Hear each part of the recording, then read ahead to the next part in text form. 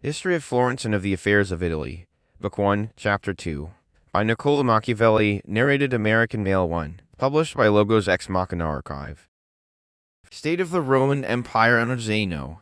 Theodoric, king of the Ostrogoths. Character of Theodoric. Changes in the Roman Empire. New languages. New names. Theodoric dies. Belisarius in Italy. Tito takes Rome. Narses destroys the Goths. New form of government in Italy. Narses invites the Lombards into Italy. The Lombards change the form of government.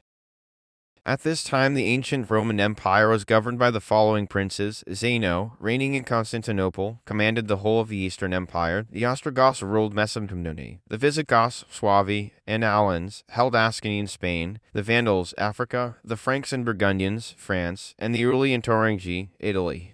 The kingdom of the Ostrogoths had descended to Theodoric, nephew of Elamer, who, being on terms of friendship with Zeno, the Eastern Emperor, wrote to him that his Ostrogoths thought it injustice that they, being superior in valor to the people thereabout, should be inferior to them in dominion, and that it was impossible for him to restrain them within the limits of Pannonia. So, seeing himself under the necessity of allowing them to take arms and go in search of new abodes, he wished first to acquaint Zeno with it, in order that he might provide for them, by granting some country in which they might establish themselves. By his good favor with greater propriety and convenience, Zeno, partly from fear and partly from a desire to drive Odoacer out of Italy, gave Theodoric permission to lead his people against him, and take possession of the country. Leaving his friends the Zepidi and Pannoni, Theodoric marched into Italy, solo Odoacer and his son, and, moved by the same reasons which had induced Valentinian to do so, established his court at Ravenna, and like Odoacer took the title of King of Italy. Theodoric possessed great talents both for war and peace. In the former he was always conqueror, and in the latter he conferred very great benefits upon the cities and people under him. He distributed the Ostrogoths over the country, each district under its leader, that he might more conveniently command them in war, and govern them in peace. He enlarged Ravenna, restored Rome, and, with the exception of military discipline, conferred upon the Romans every honor.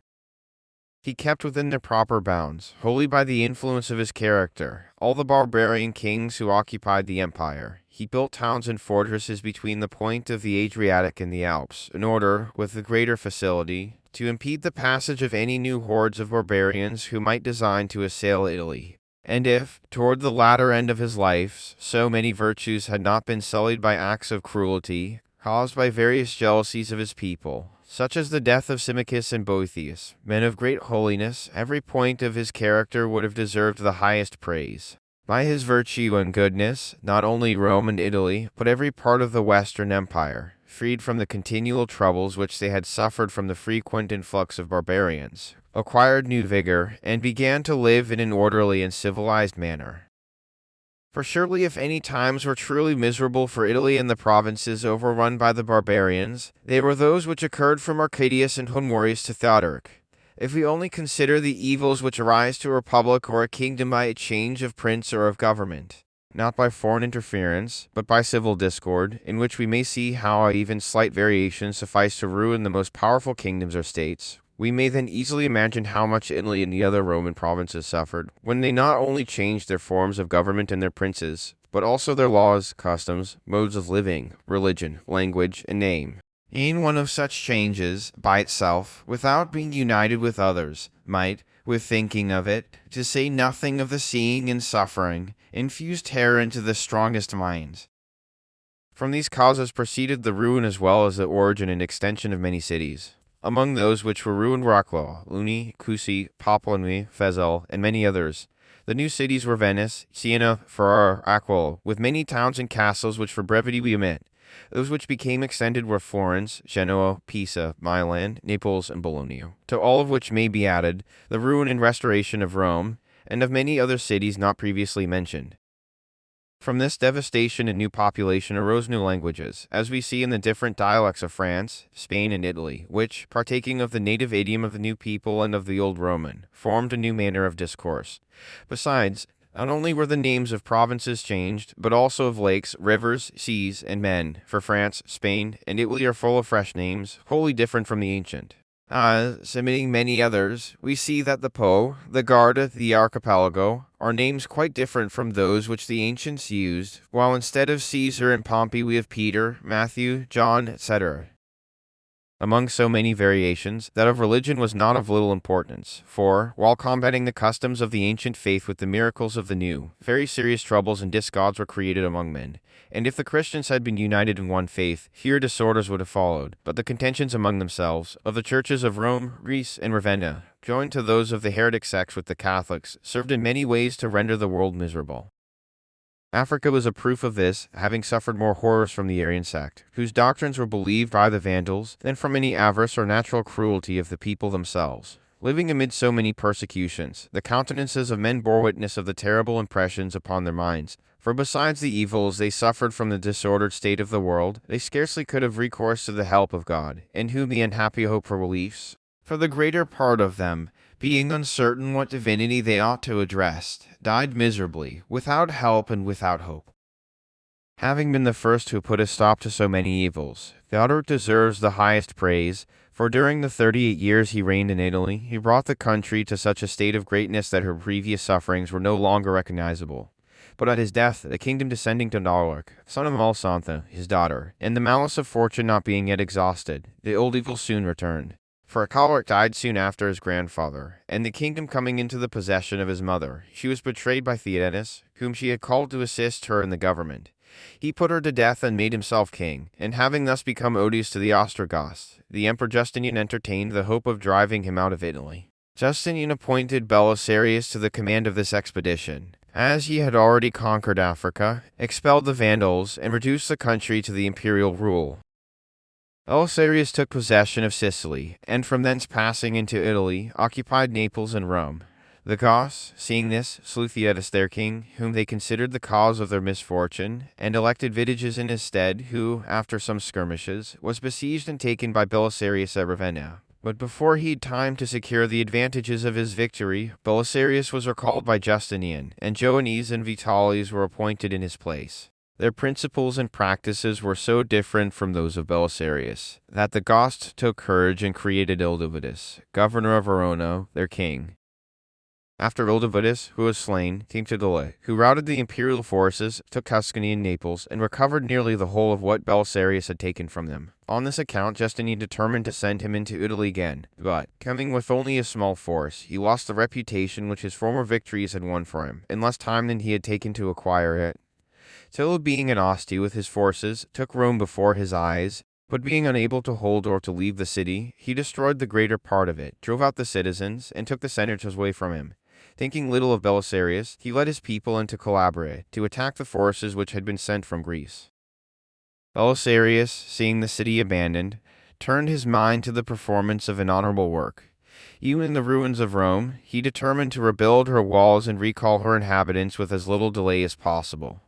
But fortune was opposed to this laudable enterprise, for Justinian, being at this time assailed by the Parthians, recalled him, and his duty to his sovereign compelled him to abandon Italy to Titile, who again took Rome, but did not treat her with such severity as upon the former occasion, for at the entreaty of Saint Benedict, who in those days had great reputation for sanctity, he endeavored to restore her.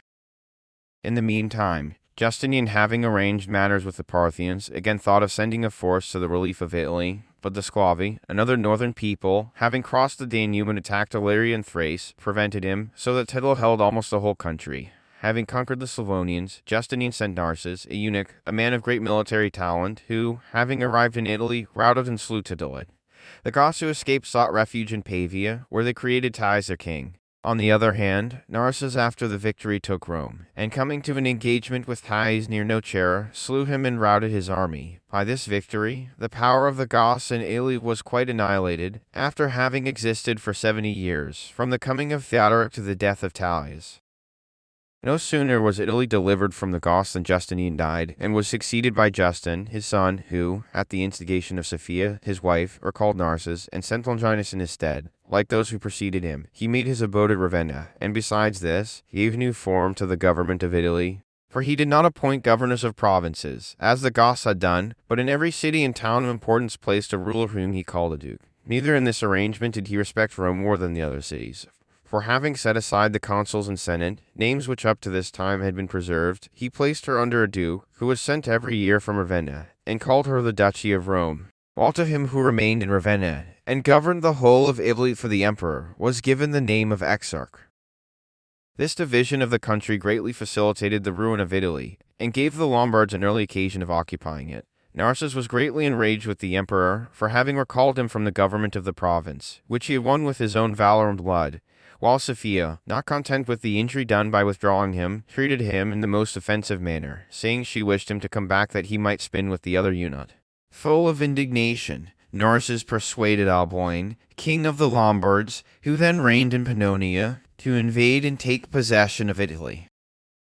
The Lombards, as was said before, occupied those places upon the Danube which had been vacated by the early Turingi, when Odoacer their king led them into Italy, where, having been established for some time, their dominions were held by Alboin, a man ferocious and bold, under whom they crossed the Danube, and coming to an engagement with Cunimund, king of the Zepidi, who held Pannonia, conquered and slew him. Alboin, finding Rosamund, daughter of Cunimund, among the captives, took her to wife, and made himself sovereign of Pannonia, and, moved by his savage nature, caused the skull of Cunimund to be formed into a cup, from which, in memory of the victory, he drank.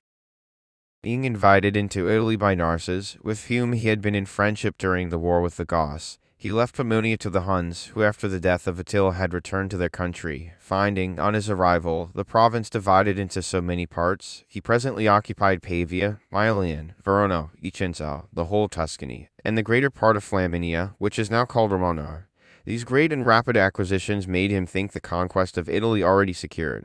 He therefore gave a great feast at Verona, and having become elevated with wine, ordered the skull of Cunimund to be filled, and caused it to be presented to the Queen Rosamund, who sat opposite, saying loud enough for her to hear, that upon occasion of such great joy she should drink with her father. These words were like a dagger to the lady's bosom, and she resolved to have revenge. Knowing that Helmichis, a noble Lombard, was in love with one of her maids, she arranged with the young woman that Helmichis, without being acquainted with the fact, should sleep with her instead of his mistress. Having effected her design, Rosamund discovered herself to Helmichis, and gave him the choice either of killing Alboin, and taking herself and the kingdom as his reward, or of being put to death as the ravisher of the queen. Helmichis consented to destroy Alboin. But after the murder, finding they could not occupy the kingdom, and fearful that the Lombards would put them to death for the love they bore to Alboin, they seized the royal treasure, and fled with it to Longinus at Ravenna, who received them favorably. During these troubles the Emperor Justinus died, and was succeeded by Tiberius, who, occupied in the wars with the Parthians, could not attend to the affairs of Italy, and this seeming to Longinus to present an opportunity, by means of Rosamund and her wealth, of becoming king of the Lombards and of the whole of Italy, he communicated his design to her, persuaded her to destroy Helmichis, and so take him for her husband. To this end, having prepared poisoned wine, she with her own hand presented it to Helmichis, who complained of thirst as he came from the bath. Having drunk half of it, he suspected the truth, from the unusual sensation it occasioned, and compelled her to drink the remainder, so that in a few hours both came to their end, and Longinus was deprived of the hope of becoming king. In the meantime the Lombards, having drawn themselves together in Pavia, which was become the principal seat of their empire, made Clephas their king. He rebuilt Imola, destroyed by Narses, and occupied Rimini and almost every place up to Rome, but he died in the course of his victories. Clephas was cruel to such a degree, not only towards strangers, but to his own Lombards, that these people, sickened of royal power, did not create another king, but appointed among themselves 30 dukes to govern the rest. This prevented the Lombards from occupying the whole of Italy, or of extending their dominion further than Benevento, for, of the cities of Rome, Ravenna, Cremona, Mantua, Padua, Marcellus, Parma, Bologna, Fonza, Forli, and Cesena, some defended themselves for a time, and others never fell under their dominion, since, not having a king, they became less prompt for war, and when they afterward appointed one, they were, by living in freedom, become less obedient, and more apt to quarrel among themselves, which from the first prevented a fortunate issue of their military expeditions, and was the ultimate cause of their being driven out of Italy. The affairs of the Lombards being in the state just described, the Romans and Longinus came to an agreement with them, that each should lay down their arms and enjoy what they already possessed.